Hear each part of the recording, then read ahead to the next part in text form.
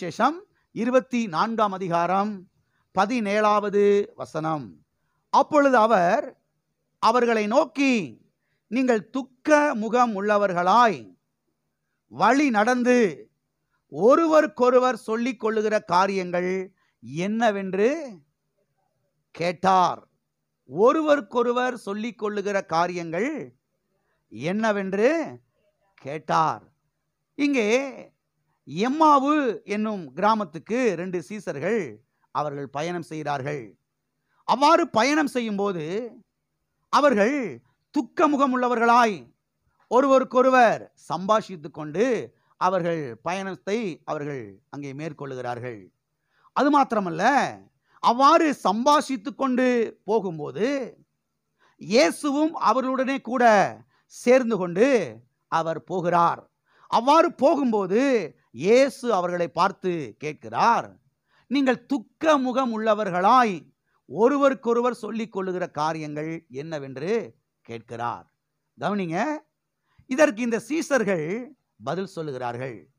இவர்கள் சொல்லுகிற இந்த பதிலை பார்த்தால் இவர்கள் மன அழுத்தத்திலும் மன குழப்பத்திலும் நிறைந்தவர்களாய் அவர்கள் பயணம் செய்கிறார்கள் என்பது இங்கே நமக்கு தெளிவாகிறது.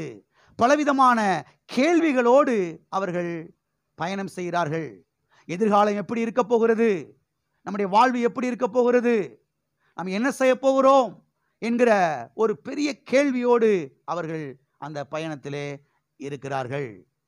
வாசிப்போம். லூக்கா எழுதின சுவிசேஷம் 24ஆம் அதிகாரம் 18வது வசனம் முதல் 24வது வசனம் வரைக்கும். அவர்களில் ஒருவனாகிய கிலயோப்பா என்பவன் பிரதியுத்தரமாக, இந்நாட்களில் எருசலேமிலே நடந்தவைகளை அறியாதபடிக்கு நீர் அந்நியராயிருக்கிறீரோ என்றான். அவர் எவைகள் என்றார். அதற்கு அவர்கள், நசரேயனாகிய இயேசுவை குறித்தவைகளே. அவர் தேவனுக்கு முன்பாகவும் ஜனங்கள் எல்லாருக்கும் முன்பாகவும் செய்கையிலும் வாக்கிலும் வல்லமையுள்ள தீர்க்கதரிசியாய் இருந்தார். நம்முடைய பிரதான ஆசாரியரும் அதிகாரிகளும் அவரை மரண ஆக்கினைக்கு உட்படுத்தி சிலுவையில் அறைந்தார்கள். அவரே இஸ்ரவேலை மீட்டு எடுப்பவர் என்று நாங்கள் நம்பி இருந்தோம். இவைகள் சம்பவித்து இன்று 3 நாளாகிறது. ஆனாலும் எங்கள் கூட்டத்தை சேர்ந்த சில ஸ்திரீகள் அதிகாலமே கல்லறிடத்திற்கு போய் அவருடைய சரீரத்தை காணாமல் திரும்பி வந்து, அவர் உயிரோடு இருக்கிறார் என்று சொன்ன தேவதூதரை தரிசித்தோம் என்று எங்களை பிரமிக்க பண்ணினார்கள். அப்பொழுது எங்களில் சிலர் கல்லறிடத்திற்கு போய் ஸ்திரீகள் சொன்னபடியே கண்டார்கள். அவரையோ காணவில்லை. அவரையோ என்ன செய்யவில்லை? காணவில்லை.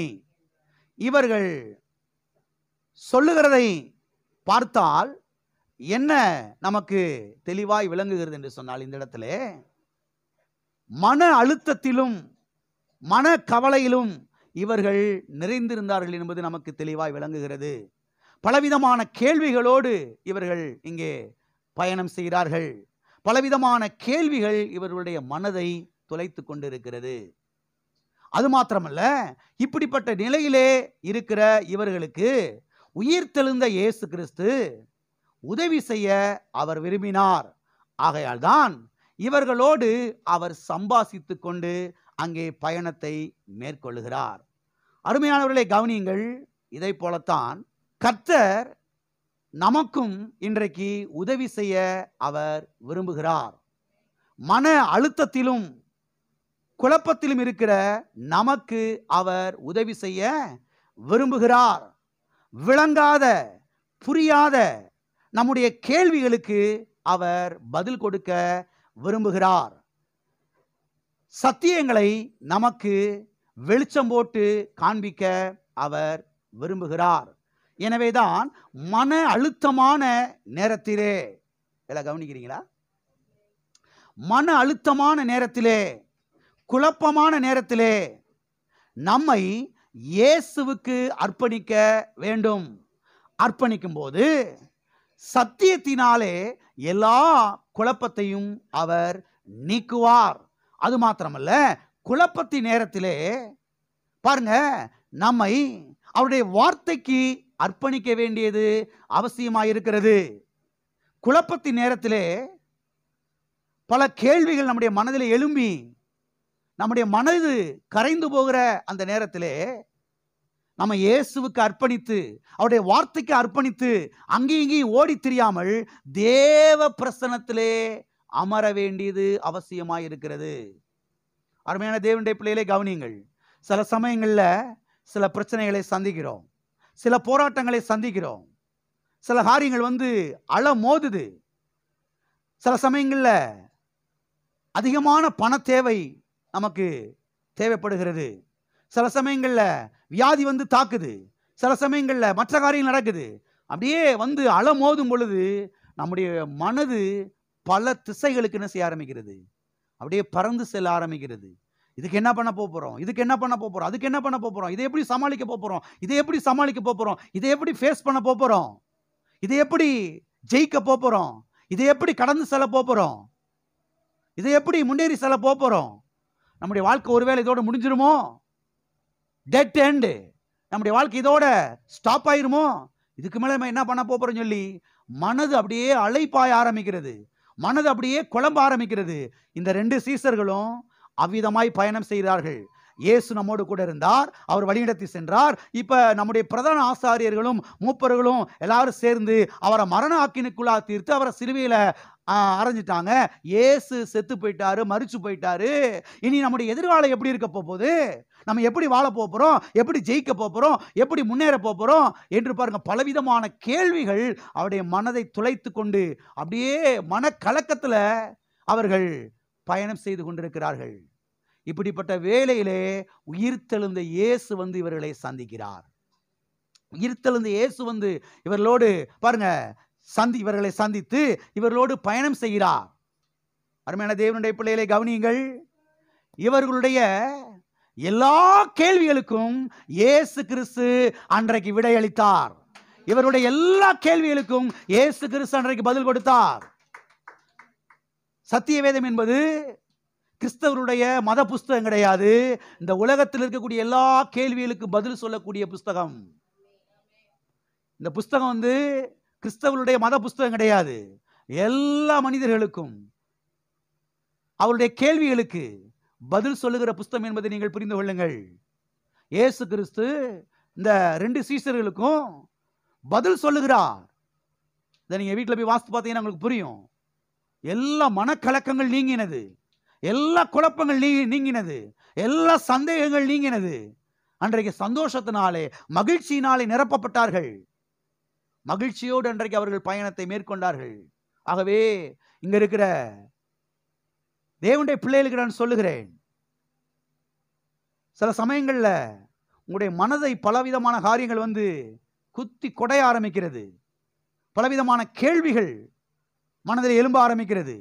இதுக்கு என்ன பண்ண போகிறோம், இதுக்கு என்ன பண்ண போகிறோம், இது எப்படி பாஸ் பண்ண போகிறோம், இது எப்படி மேற்கொள்ள போகிறோம், நமக்கு சீட்டு கிடைக்குமா கிடைக்காதா, நம்ம எப்படி காலேஜ் படித்து வாழ்க்கையில் நமக்கு வேலை கிடைக்க போகுது. பலவிதமான கேள்விகள் மனதை அப்படியே தொலைக்க ஆரம்பிக்கிறது. இந்த பிள்ளையை நம்ம வச்சிருக்கிறோம், இந்த பிள்ளையை எப்படி கரை சேர்க்க போகிறோம், இன்னும் ஒரு புட்டு நகை சேர்க்கலையே, என்ன பண்ண போகிறோம், எப்படி பண்ண போகிறோம், என்ன செய்ய போகிறோம், மனது குழம்ப ஆரம்பிக்கிறது. இப்படிப்பட்ட நேரத்திலே அருமையான தேவனுடைய பிள்ளைகளே, இந்த காலை வேளையை நான் உங்களுக்கு சொல்லுகிறேன், ஒரு காரியத்தை திட்டமாய் நீங்கள் கற்றுக்கொள்ளுங்கள், புரிந்து கொள்ளுங்கள். நீங்கள் அங்கேயும் ஓடுறதுனால பிரச்சனை தீராது. அங்கேயும் ஓடுறதுனால 4 பேர்கிட்ட போய் மதனியாட்டி நாத்தினாவட்டி உங்க பிரச்சனையை சொல்றதுனால ஒரு பிரயோஜனமும் இல்லை. ஏதோ அந்த நேரத்தில் கொட்டி தீர்த்துட்டுமே என்கிற ஒரு திருப்தி வேணா உங்களுக்கு இருக்கலாம். ஆனால் பிரச்சனை என்ன செய்யாது, தீரா என்பதை திட்டமாய் தெரிந்து கொள்ளுங்கள். இப்படிப்பட்ட குழப்பமான நேரத்தில் மாமியிட்ட சொல்லுவோம், மச்சான்ட்ட சொல்லுவோம், சித்தப்பாட்ட சொல்லுவோம், பெரியப்பாட்ட சொல்லுவோம். சொல்லிட்டு வந்தா கொஞ்சம் பாரம் குறைஞ்ச மாதிரி இருக்கும், கொஞ்ச நேரம் பாரம் குறைஞ்ச மாதிரி இருக்கும். ஆனால் பிரச்சனை என்ன செய்யாது, தீராது. திட்டமாய் தெரிந்து கொள்ளுங்கள். இப்படிப்பட்ட குழப்பமான நேரத்திலே நீங்க என்ன செய்யணும் தெரியுமா? அதிகமாய் தேவ பிரசன்னத்திலே காத்திருக்க வேண்டும். அதிகமாய் தேவ பிரசனத்திலே காத்திருந்து இந்த வேதத்தை எடுத்து நீங்கள் வாசிக்க ஆரம்பிக்க வேண்டும். உங்களுடைய எல்லா கேள்விகளுக்கும் பதில் சொல்லுகிற ஒரே புஸ்தகம் சத்திய வேதம். உங்க எல்லா கேள்விகளுக்கும், அது குடும்ப பிரச்சனையா இருக்கட்டும், திருமண பிரச்சனையா இருக்கட்டும், வியாதி பிரச்சனையா இருக்கட்டும், கடன் பிரச்சனையா இருக்கட்டும், என்ன பிரச்சனையா இருக்கட்டும், எல்லா பிரச்சனைகளுக்கும் சத்திய வேதம் என்ன செய்கிறது? பதில் சொல்லுகிறது. ஆகவே இவர்கள் ஒருவரோடு ஒருவர் சம்பாசித்து கொண்டு, இதுக்கு என்னப்பா பண்ண போறோம், அதுக்கு என்ன பண்ண போறோம், அவ்வளவுதான் போச்சு, இதோட நம்முடைய சாப்டர் க்ளோஸ், இதோட சோழி முடிஞ்சிச்சு அப்படின்னு போய்கிட்டு இருக்கிறாங்க.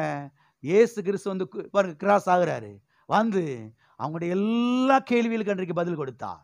அவருடைய எல்லா கேள்விகளுக்கு கர்த்தர் விடையளித்தார். அவருடைய சந்தேகங்களை நீக்கினார், குழப்பங்களை நீக்கினார், மன அழுத்தங்களில் இருந்தவர்களை என்ன செய்தார்? அன்றைக்கு விடுதலையாக்கினார். ஆகவே பலவிதமான காரியத்தினாலே மனது குழம்பிக் கொண்டிருக்கிற ஆத்துமாவே, இயேசு கிறிஸ்து உன்னை நேசிக்கிறார். இயேசு கிறிஸ்து உன்னுடைய கேள்விகளெல்லாம் பதில் சொல்லுகிறவராயிருக்கிறார். அங்கே இங்கே ஓடி தெரியாமல் கதவை பூட்டிட்டு நல்ல தேவ பிரசனத்தில் அமர்ந்து அந்நிய பாஷையில் அதிகமாய் பேசி தேவ பிரசனத்தில் அமர்ந்து சத்திய வேதத்தை அதிகமாய் வாசிக்கும் பொழுது பரிசுத்த ஆவியானவர் சத்திய வேதத்திலிருந்து உங்களுடைய எல்லா கேள்விகளுக்கு நிச்சயமாய் பதில் கொடுப்பார். எல்லா பிரச்சனையும் மாற ஆரம்பிக்கும். வாழ்ந்து சுகமாய் இருப்பீர்கள். ஆமென். எல்லா கரங்களை வைத்து சொல்லுவோம், நான் நிச்சயமாய் வாழ்ந்து சுகமாய் இருப்பேன்.